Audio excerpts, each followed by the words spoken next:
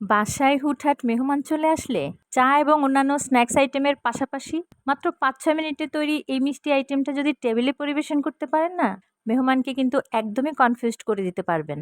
কারণ এটা দেখে তো দূরের কথা, খেয়েও কিন্তু তারা আন্দাজ করতে পারবে না যে এটা কি ছিল এবং কি দিয়ে তৈরি করা। মেহমান কনফিউজড হোক আর যাই হোক, এটার টেস্ট কিন্তু একদমই মুখে লেগে থাকার মতো। এটা যে শুধু কম সময়ে তৈরি করা যায় তা কিন্তু না, এটা তৈরি করাও একদমই সহজ। তো চলুন দেখে নিই কীভাবে তৈরি করতে হয়। এই রেসিপিটা তৈরি করার জন্য আমি প্রথমেই একটি প্যানের মধ্যে চিনি শিরা তৈরি করে নেব।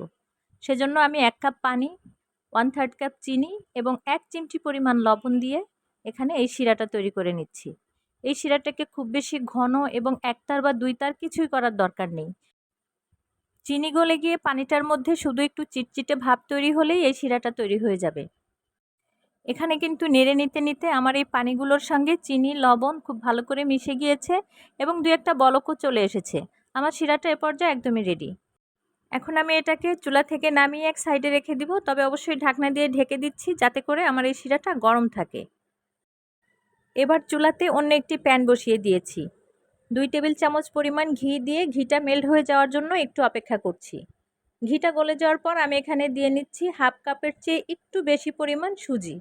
এই সুজিটাকে আমি খুব ভালো করে ঘিয়ের সঙ্গে নেড়ে ভেজে নিব। তবে এ পর্যায়ে চুলার জাল মিডিয়াম থেকে লোয়ে থাকবে।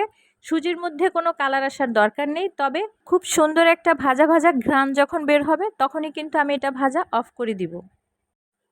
দেখতেই পাচ্ছেন সুজিটা কিন্তু এ পর্যায়ে প্রায় ভাজা হয়ে গিয়েছে এবং এর থেকে খুব সুন্দর একটা স্মেল বেরিয়েছে। এ পর্যায়ে আমি এখানে এমন একটা উপকরণ অ্যাড করব যেটার কারণে এই সুজির আইটেমটা আসলেই যে কি দিয়ে তৈরি করা সেটা বুঝতেই সবাই কনফিউজড হয়ে যাবে। আমি এখানে 1/4 কাপ পরিমাণ ছানা নিয়ে নিয়েছি। মিষ্টি তৈরির জন্য ছানা তৈরি করেছিলাম, সেখান থেকে বেঁচে যাওয়া অল্প একটু ছানা রয়ে গিয়েছে, তো সেটা আমি এখানে দিয়ে নিলাম। আর দিয়ে নিয়েছি আমি এখানে 4 টেবিল চামচ পরিমাণ কনডেন্স মিল্ক। আরও একটি বিশেষ উপকরণ এখানে আমি অ্যাড করব, যার কারণে এই মিষ্টি আইটেমের ভেতরটা একদমই সফট এবং জুসি থাকবে।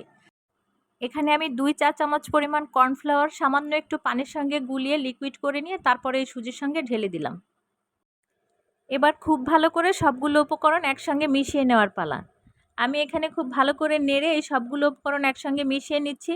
চুলার আঁচ কিন্তু এ পর্যায়েও মিডিয়াম এবং লোয়ের মাঝামাঝিতেই আছে।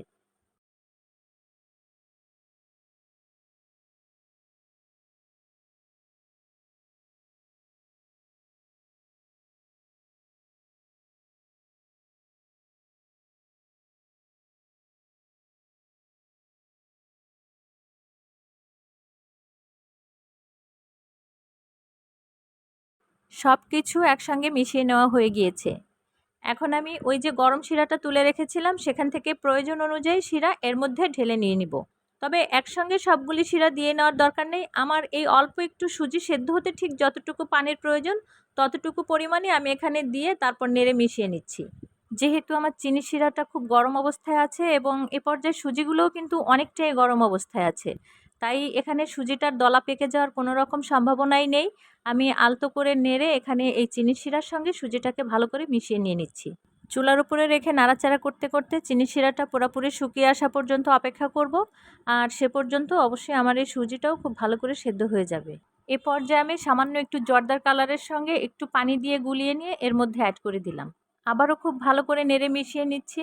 আমার সুজির মধ্যে থেকে কিন্তু সবগুলি লিকুইড এখনও শুকিয়ে যায়নি, তাই আমি আরও একটু সময় নিয়ে এটাকে চুলার উপরে রেখে নেড়েচেড়ে মিশিয়ে নিতে চেষ্টা করব। আর এই সময়ের মধ্যে কিন্তু চুলার জাল বাড়ানো যাবে না, মিডিয়াম এবং লোয়ে রেখেই এই কাজটা করে নিতে হবে।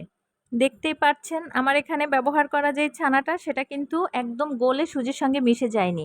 এটা কিন্তু মোটামুটি দানা দানা অবস্থায় আছে।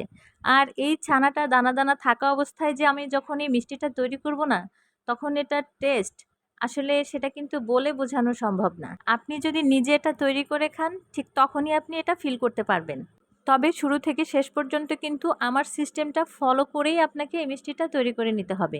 এবার কিন্তু আমার এই মিষ্টিটা অনেকটাই টাইট হয়ে গিয়েছে এবং এটা থেকে লিকুইড যতটুকুই ছিল সবটা শুকিয়ে গিয়ে এটা কিন্তু এখন প্যানের গা ছেড়ে দিয়েছে। তো সব শেষ পর্যায়ে আমি এখানে আবার 1 টেবিল চামচ পরিমাণ ঘি অ্যাড করে দিচ্ছি। এখানে কিন্তু এই পর্যায়ে ঘিটা অবশ্যই দেওয়ার চেষ্টা করবেন, এটা কিন্তু স্কিপ করবেন না, কারণ মিষ্টি থেকে ঘিয়ের স্ট্রং ফ্লেভার পাওয়ার জন্য এই পার্টটা কিন্তু আপনাকে অবশ্যই ফলো করতে হবে। আরও কিছুটা সময় নিয়ে সবশেষে ব্যবহার করা এই ঘিটুকুর সঙ্গে আমি মিষ্টিগুলোকে একটু ভালো করে মিশিয়ে নিব। তারপর চুলার ফ্লেমটা বন্ধ করে দিয়ে এটাকে আমি চুলা থেকে নামিয়ে নিচ্ছি। এবার আমি যে মোল্ডের মধ্যে মিষ্টিগুলোকে সেট করব, সেখানে প্যান থেকে ট্রান্সফার করে নিয়ে নিচ্ছি।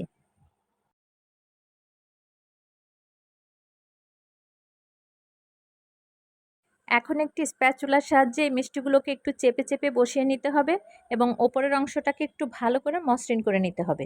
আমার এখানে কিন্তু প্যান থেকে মোল্ডের মধ্যে ট্রান্সফার করে নিতে নিতে বেশ কিছুটা সময় লেগে গিয়েছিল, তাই কিন্তু এই মিষ্টিগুলো অনেকটা ঠান্ডা হয়ে গিয়েছে।